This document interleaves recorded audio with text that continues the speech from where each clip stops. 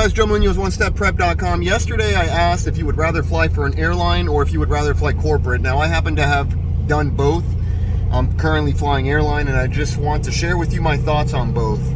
Up front, I can share with you from my perspective, I prefer the airline. Now with that being said, let me start with my corporate background. I was flying a Merlin. It was Part 135-91 charter. The bottom line with that style of flying, for those of you that maybe know or don't know, is most times your quality of life is not great. Not always. There are some opportunities out there where you have a good set number of days off and you can have some level of control over your schedule, but at least where I was pretty much on call 24/7. Quality of life was not great. The pay wasn't great. Granted, it was different times in the industry, but the bottom line is that from a perspective of being able to control time, which is ultimately something that's very valuable, and you realize that the more you go through life and kind of age, yeah, you're not going to probably get a lot of that the same way you would expect to get in a 121 airline.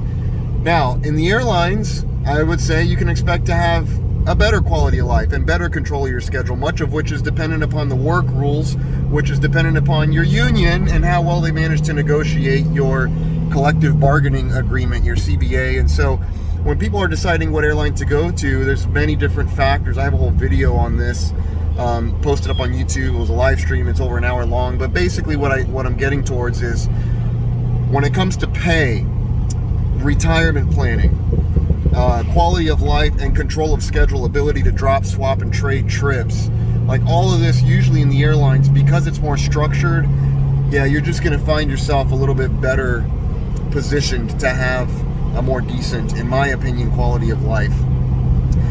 There's other things you could do too, and there are exceptions. Like for example, in the Part 91 world, let's say you're flying a Gulfstream. Look, if you have the opportunity to get close to the person who owns that jet and start to get involved in some of the entrepreneurial type ventures that person is involved with, then I would say, you know what, corporate might be the way to go, because there's a lot that you can do to monetize and capitalize outside of flying alone in the airlines. And a great way to get around people that are doing big things is to get around people that own jets, and hopefully they let you in their circle close enough to be able to involve you in some of those ventures. Well, that'd be a different story then, okay? By the way, I do have a whole thing on entrepreneurship and mindset, personal finance, fitness, investments. Some of you know, some of you don't know. I have a multifamily portfolio of several duplexes, and I'm actually acquiring 2 more. OneStepPrep.net is the link where you can find more about this kind of stuff.